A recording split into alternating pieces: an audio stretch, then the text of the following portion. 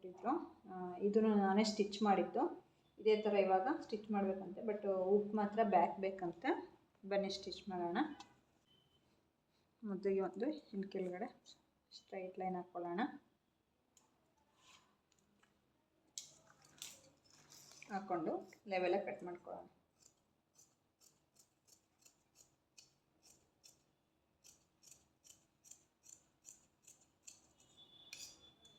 ಇದಾದಮೇಲೆ ಒಂದು ಅರ್ಧ ಇಂಚ್ ಎಕ್ಸ್ಟ್ರಾಗೆ ಮತ್ತೊಂದು ಮಾರ್ಕ್ ಮಾಡ್ಕೊತಾ ಇದ್ದೀನಿ. ಇದಾದಮೇಲೆ ಅವ್ರದ್ದು ರೆಡಿ 14.25 ಇದೆ. ಈಗ 14.25 ಮಾರ್ಕ್ ಮಾಡ್ಕೊತಾ ಇದ್ದೀನಿ.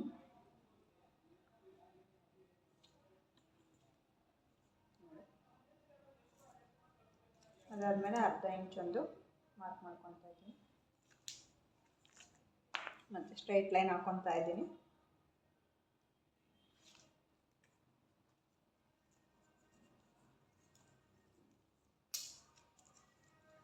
ಇದು ಬೋಟ್ ನೆಕ್ ಆಗಿರೋದ್ರಿಂದ ಇದು ಇಲ್ಲಿ 3.5 ಇಂಚಿಗೆ ಒಂದು ಮಾರ್ಕ್ ಮಾಡ್ತಾ ಇದ್ದೀನಿ. ಇಲ್ಲಿಂದ 3 ಇಂಚಿಗೆ ಒಂದು ಮಾರ್ಕ್ ಮಾಡ್ತಾ ಇದ್ದೀನಿ.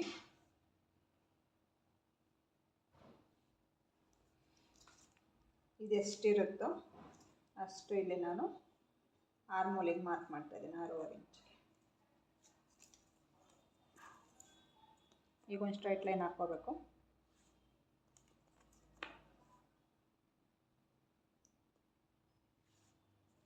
ಅದಾದಮೇಲೆ ಅವ್ರದ್ದು ಸುತ್ತಳತೆ ಬಂದುಬಿಟ್ಟು 9 ಇಂಚಿದೆ. 9 ಇಂಚಿಗೆ ಒಂದು ಮಾರ್ಕ್ ಮಾಡಿ ಎಕ್ಸ್ಟ್ರಾ 2 ಇಂಚು ಮಾರ್ಕ್ ಮಾಡ್ತಾ ಇದ್ದೀನಿ. ಇದಾದಮೇಲೆ ಈಗ ಸ್ಟ್ರೈಟ್ ಲೈನ್ ಹಾಕ್ಕೊಳ್ಳೋಣ.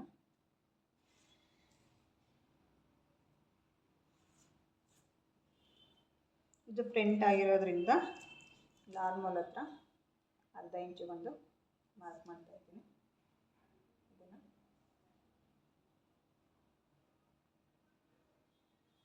ಈ ಥರ ಜಾಯಿನ್ ಮಾಡ್ಕೊತಾ ಇದ್ದೀನಿ.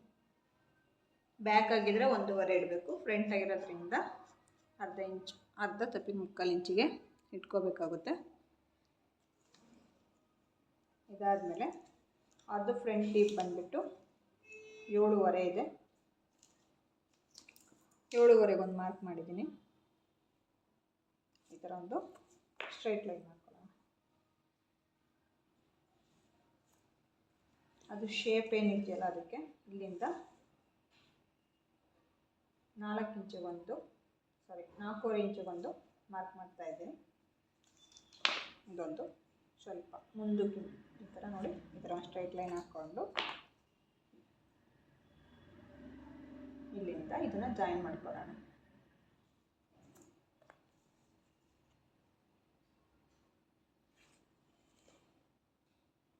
ಇಷ್ಟು ಮಾರ್ಕ್ ಆದಮೇಲೆ ಇಲ್ಲಿ 3.5 ಇಂಚಿಗೊಂದು ಮಾರ್ಕ್ ಮಾಡ್ಕೊತಾ ಇದ್ದೀನಿ. ಈ ಶೋಲ್ಡರಿಂದನ ಮಧ್ಯಕ್ಕೆ ತಗೋಬಾರ್ದು. ನಾವು ಕಪ್ಸ್ ಇಡ್ತೀವಲ್ಲ ಅದಕ್ಕಾದರೆ ಶೋಲ್ಡರ್ ಮಧ್ಯ ತೊಗೋಬೇಕು. ಬಟ್ ಇದು ಇಲ್ಲ, ಇದು ಬ್ರಾಡ್ ಜಾಸ್ತಿ ಬಂದಿದೆಯಲ್ಲ, ಅದರಿಂದ ಇಲ್ಲಿ ಸ್ವಲ್ಪ ಈ ಕಡೆಗೆ ತೊಗೊಂಡು 11 ಇಂಚಿಗೊಂದು ಮಾರ್ಕ್ ಮಾಡ್ಕೊತಾ ಇದ್ದೀನಿ. ಇದೊಂದು ಸ್ಟ್ರೈಟ್ ಲೈನ್ ಹಾಕೋಣ. ಇಲ್ಲಿಂದ ನೋಡಿ 4.25 ಬರುತ್ತೆ. ಮಾರ್ಕ್ ಮಾಡಿಕೊಂಡು ಇದನ್ನು ಜಾಯಿನ್ ಮಾಡೋಣ. ಇದಾದಮೇಲೆ ಈ ಕಡೆ 1 ಇಂಚು ಮತ್ತು ಈ ಕಡೆ 1 ಇಂಚಿಗೆ ಒಂದು ಮಾರ್ಕ್ ಮಾಡಿಕೊಂಡು ಇದಕ್ಕೆ ಜಾಯಿನ್ ಮಾಡೋಣ.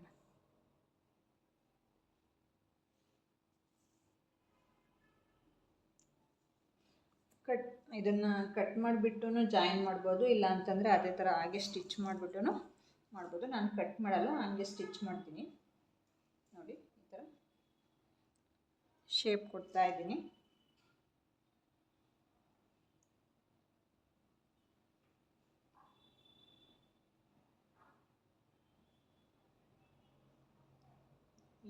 ಇದಕ್ಕೆ ಸ್ವಲ್ಪ ಬಿಂಡ್ ಹಾಕಬೇಕು.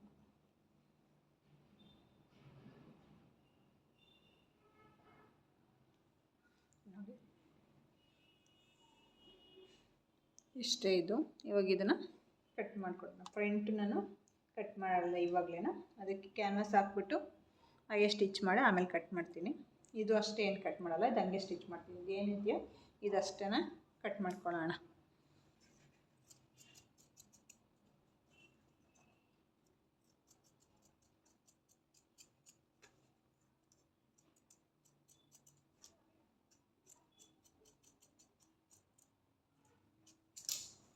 ನೋಡಿ ಇವಾಗ ಕಟ್ ಮಾಡಿದ್ದೀನಿ. ಇದೇ ಥರನ ಇದನ್ನೇ ಥರ ಹಿಂಗೆ ಪ್ರಿಂಟ್ ಹೊತ್ಕೊಳ್ಳೋಣ. ನೀಟಾಗಿ ಈ ಥರ ಲೆವೆಲ್ ಮಾಡಿಕೊಂಡು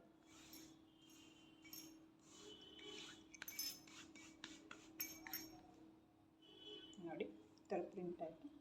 ನೀಟಾಗಿ ಇದ್ರ ಮೇಲೆ ಹಂಗೆ ಬರ್ಕೊಳ್ಳೋಣ.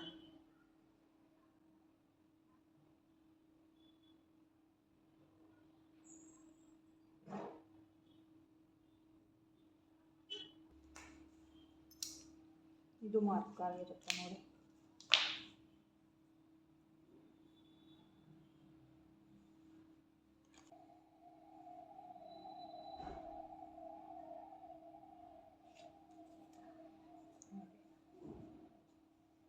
ಈ ಥರ ಕಾಣಿಸ್ತಾ ಇದೆ.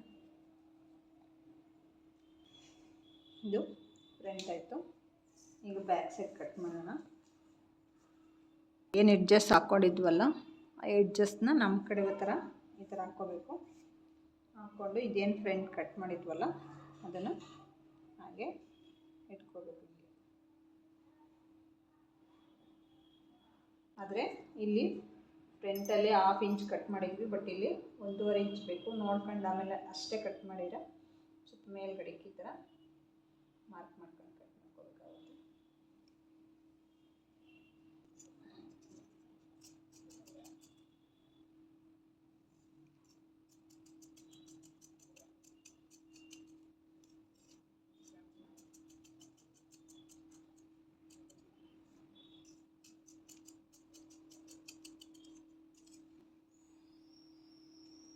ನೋಡಿ ಕಟ್ ಮಾಡ್ಕೊಳ್ತಾಯಿತ್ತು. ಇಲ್ಲಿಂದ 3ವರೆಗೆ ಒಂದು ಮಾರ್ಕ್ ಮಾಡಿದ್ದೀನಿ. ಈ ಥರ ನೋಡಿ ಈ ಥರ ಮಾರ್ಕ್ ಮಾಡಿ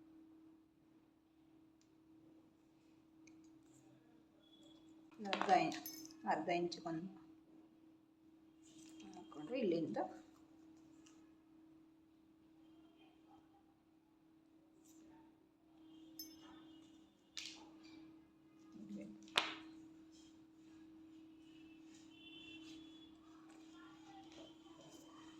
ಇಲ್ಲಂತೂ ನೋಡಿ ಈ ಥರ ಈ ಥರ ಬೆರಳಿಟ್ಟರೆ ಈ ಥರ ಗ್ಯಾಪ್ ಬರೋಕ್ಕೆ ಇಲ್ಲಿಂದ ಶೇಪ್ ಮಾಡ್ಕೊಳ್ಳೋಣ. ನಿಮಗೆ ಯಾವ ಶೇಪ್ ಬೇಕೋ ಆ ಶೇಪ್ ಮಾಡ್ಬೋದು.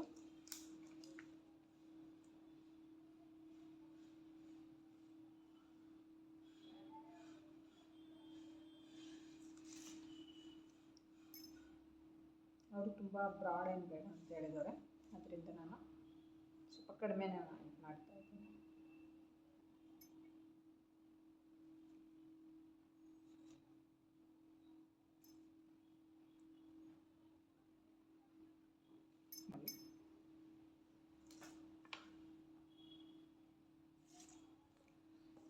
ಇಷ್ಟೇ. ಇದು ಕ್ಯಾನ್ವಾಸ್ ಹಾಕ್ಬಿಟ್ಟು ಕಟ್ ಮಾಡಿಬಿಟ್ರೆ ಸ್ಟಿಚಿಂಗ್ ನೀಟಾಗಿ ಕೂರುತ್ತೆ, ಶೇಪ್ ಅಷ್ಟು ನೀಟಾಗಿ ಬರುತ್ತೆ. ಆದಷ್ಟು ಬಟ್ಟೆಗಳ್ನೆಲ್ಲ ಐರನ್ ಮಾಡ್ಕೊಂಡಿದ್ರೆ ಒಳ್ಳೆಯದು, ನೀಟಾಗಿ ಬರುತ್ತೆ.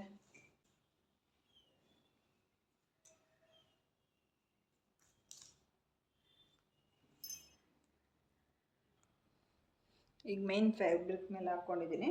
ಈಗ ಇದನ್ನು ಕಟ್ ಮಾಡ್ಕೊಳ್ಳೋಣ. ಇದು ಮೀಶೋಯಿಂದ 3D ಪಿಕ್ಚರ್ಸ್ದು ಬೆಡ್ ಮೇಲೆ ಹಾಕ್ತಾರಲ್ವ, ಅದು ಬುಕ್ ಮಾಡಿದ್ದೆ ನಾನು. ಬಂದಿತ್ತು, ಅದಕ್ಕೆ ವಿಡಿಯೋ ಮಾಡ್ಕೊಳ್ಳೋಣ ಅಂತ ಹೇಳಿ ಮಾಡ್ತಾಯಿದ್ದೆ. ಈಗೆಲ್ಲ ಇದು ಜಾಸ್ತಿ ಮೀಶೋದಲ್ಲೆಲ್ಲ ತೋರಿಸ್ತಾ ಇದ್ರಲ್ಲ, ಅದಕ್ಕೆ ನಾನು ಯಾವ ರೀತಿ ಬರ್ಬೋದು ಅಂತೇಳಿ ಬುಕ್ ಮಾಡಿದ್ದೇನೆ. ಈ ಥರ ಬಂದಿತ್ತು. ನೋಡೋದಕ್ಕೆ ತುಂಬಾ ಚೆನ್ನಾಗೈತೆ. ಸ್ವಲ್ಪ ಕ್ವಾಲಿಟಿ ಅಷ್ಟೊಂದಿಲ್ಲ, ಗೊಂಬೆ ಚೆನ್ನಾಗಿ ಕಾಣಿಸ್ತಾ ಇದೆ. ನಿಮಗೆ ಬೇಕು ಅಂದರೆ ಹೇಳಿ, ಲಿಂಕ್ ಹಾಕ್ತೀನಿ ಡಿಸ್ಕ್ರಿಪ್ಷನಲ್ಲಿ. ಅದಾದ್ಮೇಲೆ ತುಂಬಾ ಸ್ವಲ್ಪ ಗಲೀಜಾಗೆಲ್ಲ ಬಂದ್ಬಿಟ್ಟಿತ್ತು. ಅದು ವಾಶ್ ಮಾಡಕ್ ಹಾಕಿದ್ದೆ. ಅದಾದ್ಮೇಲೆ ಬ್ಲೌಸ್ ಕಟಿಂಗ್ ಮಾಡಿದ್ನಲ್ಲ, ಅದನ್ನ ಬೇಗ ಅರ್ಜೆಂಟ್ ಸ್ಟಿಚಿಂಗ್ ಇತ್ತು, ಅದಕ್ಕೆ ಸ್ಟಿಚಿಂಗ್ ಮಾಡ್ಬಿಟ್ಟು ಕೊಡೋಣ ಅಂತ ಹೇಳ್ಬಿಟ್ಟು ಸ್ಟಿಚಿಂಗ್ ಮಾಡ್ತಾ ಇದ್ದೆ. ಅದು ಫೋಟೋ ಹೊಡ್ಕೊಳೋದಕ್ಕೂ ಆಗ್ಲಿಲ್ಲ. ಸ್ಟಿಚಿಂಗ್ ಆದ್ಮೇಲೆ ತುಂಬಾ ಅರ್ಜೆಂಟ್ ಇತ್ತು ಅಂತ ಹೇಳ್ಬಿಟ್ಟು ಬೇಗ ಬಂದು ತಗೊಂಡು ಹೋಗ್ಬಿಟ್ರು. ನಿನ್ನೆ ಮೀಶೋ ಇಂದ ಬುಕ್ ಮಾಡಿದ್ನಲ್ಲ, ಅದನ್ನ ನಿನ್ನೆ ವಾಶ್ ಮಾಡ್ಬಿಟ್ಟು ಇವತ್ತು ಹಾಕಿದ್ದೀನಿ ಬೆಡ್ ಮೇಲೆ. ನೋಡಿ ಯಾವ ಥರ ಕಾಣಿಸ್ತಾ ಇದೆ ಅಂತ. ತುಂಬ ಚೆನ್ನಾಗಿ ಕಾಣಿಸ್ತಾ ಇದೆ ನೋಡಿ. ಬಟ್ ರಿಯಲ್ ನೋಡೋದಕ್ಕೆ ಸ್ವಲ್ಪ ಲುಕ್ ಕಡಿಮೆ ಅನಿಸುತ್ತೆ, ಬಟ್ ಫೋಟೋಗೆಲ್ಲ ಚೆನ್ನಾಗಿ ಬರುತ್ತೆ. ಇದನ್ನೇನಂತೆ ಬರ್ಡೇ ಟೈಮಾಗಿ ಹಿಂದಗಡೆ ಬ್ಯಾಕ್ಗ್ರೌಂಡಾಗಿ ಯೂಸ್ ಮಾಡಿದ್ರು ತುಂಬ ಚೆನ್ನಾಗಿರುತ್ತೆ. ಮಕ್ಕಳಿದ್ರೆ ಮಕ್ಕಳಿಗೆ ಬೆಡ್ಗೆ ಈ ಥರ ಯೂಸ್ ಮಾಡಿದ್ರೆ ತುಂಬ ಚೆನ್ನಾಗಿರುತ್ತೆ. ಸ್ವಲ್ಪ ಕ್ವಾಲಿಟಿ ಅಷ್ಟೊಂದೇನಿಲ್ಲ, ಸುಮಾರ್ಕಿದೆ, ಪರವಾಗಿಲ್ಲ, ತೊಗೋಬೋದು ಅಷ್ಟೇ. ನೋಡಿ ಯಾವ ಥರ ಕಾಣಿಸ್ತಾ ಇದೆ.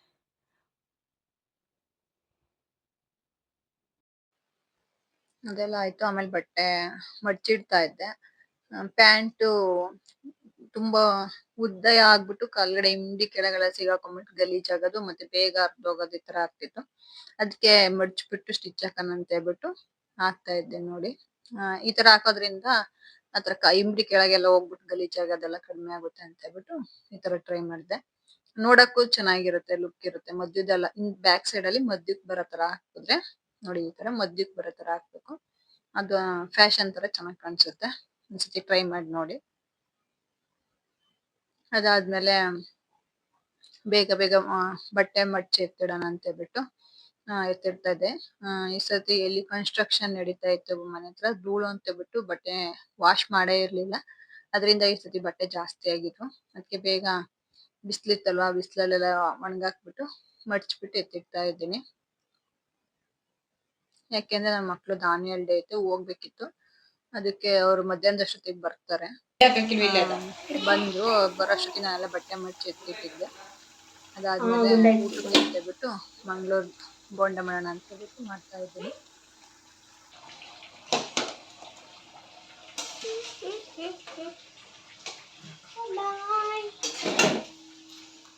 ಕಳ್ಳಿ ಮಮ್ಮಿ ಎತ್ಕೊಂಡು ಹೋಗ್ತಾಳೆ ಕಳ್ಳಿ. ತುಂಬಾ ಚೆನ್ನಾಗಿ ಬಂದಿತ್ತು, ಸ್ಪಾಂಜಿಯಸ್ ಆಗಿ. Okay coming. ಟೇಸ್ಟ್ ಅಷ್ಟೇ ಸೂಪರ್ ಆಗಿತ್ತು. ಅದಾದ್ಮೇಲೆ ಡ್ಯಾನ್ಸಿಗೆಲ್ಲ ರೆಡಿ ಆದ್ರು. ಇವಳ್ದು ಬಂದು ಮರಾಠಿ ಸಾಂಗು. ಡ್ರೆಸ್ಸು ಮತ್ತೆ ಒಡವೆ ಸೆಟ್ ಎಲ್ಲ ಅವ್ರದ್ದೇ, ಮೇಕಪ್ ಸಹ ಅವ್ರದ್ದೇನ. ನಾವೇನಿದ್ರು ವೇರ್ ಮಾಡಿ ಜಡೆ ಒಂದ್ ಹೇಳಿರ್ತಾರೆ ಯಾವ ರೀತಿ ಅಂತ, ಅದೊಂದ್ ಜಡೆ ಒಂದ್ ಬಾಚ್ಬಿಟ್ಟು ಕಳ್ಸೋದು. ಚಿಕ್ಕವಳ್ದು ಅಷ್ಟೇ, ಅವಳಿಗೂ ಈ ತರ ಡ್ರೆಸ್ ಕೊಟ್ಟಿದ್ರು. ಅವಳ್ದು ಕನ್ನಡ ಸಾಂಗ್ಸ್, ಇವಳ್ದು ಮರಾಠಿ ಸಾಂಗು. ಅವು ವೆಯ್ಟ್ ತುಂಬಾನೇ ಇದ್ದು ಕಿವಿದೆಲ್ಲನ. ಅದಕ್ಕೆ ಅವಳು ಕತ್ತಿಂಗ್ ಅಳ್ಳಾಡಿಸ್ತಾನೆ ಇರ್ಲಿಲ್ಲ, ವೆಯ್ಟ್ ಇರೋದ್ರಿಂದ. ಅದಾದ್ಮೇಲೆ ನಾವು ಅವ್ರನ್ನೆಲ್ಲ ಕಳಿಸಿದ್ದಾಯ್ತು. ಅವ್ರು 4 ಗಂಟೆಗೆ ಹೋದ್ರು. ನಾವು ಹೋಗೋಣ ಅಂತ ಹೇಳ್ಬಿಟ್ಟು, ಶನಿವಾರ ಇತ್ತಲ್ವಾ, ಮನೆ ದೇವ್ರ ವಾರ ಅಲ್ವಾ, ಅಷ್ಟೊತ್ತಿಗೆ ಪೂಜೆ ಮಾಡ್ಬಿಟ್ಟು ಹೋಗೋಣ ಅಂತ ಹೇಳ್ಬಿಟ್ಟು ಬೇಗ ಬೇಗ ಎಲ್ಲ ಪೂಜೆ ಮಾಡ್ಕೊಂಡ್ಬಿಟ್ಟು ಅಡ್ಗೆಗೂ ಸ್ವಲ್ಪ ರೆಡಿ ಮಾಡ್ಬಿಟ್ಟು ಹೋದ್ರೆ ನೈಟ್ 11 ಗಂಟೆ ಹೊತ್ತೆಲ್ಲ ಬಂದು ಊಟ ಮಾಡೋದಕ್ಕೆ ಸರಿ ಹೋಗುತ್ತೆ ಅಂತ ಹೇಳ್ಬಿಟ್ಟು ಎಲ್ಲ ರೆಡಿ ಮಾಡ್ಬಿಟ್ಟು ಹೋಗ್ತಾ ಇದೀವಿ.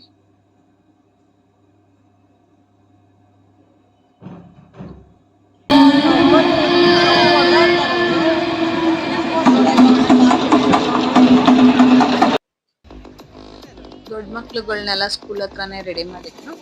ಚಿಕ್ಕವ್ರನ್ನ ಮಾತ್ರ ಅಲ್ಲೇ ಸ್ಟೇಜ್ ಹಾಕಿದ್ರಲ್ವ, ಅದ್ರ ಪಕ್ಕದಲ್ಲೇನ ರೆಡಿ ಮಾಡ್ತಾ ಇದ್ರು.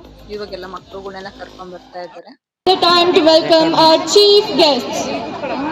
I would like to welcome Mr. K.C. Prakash sir.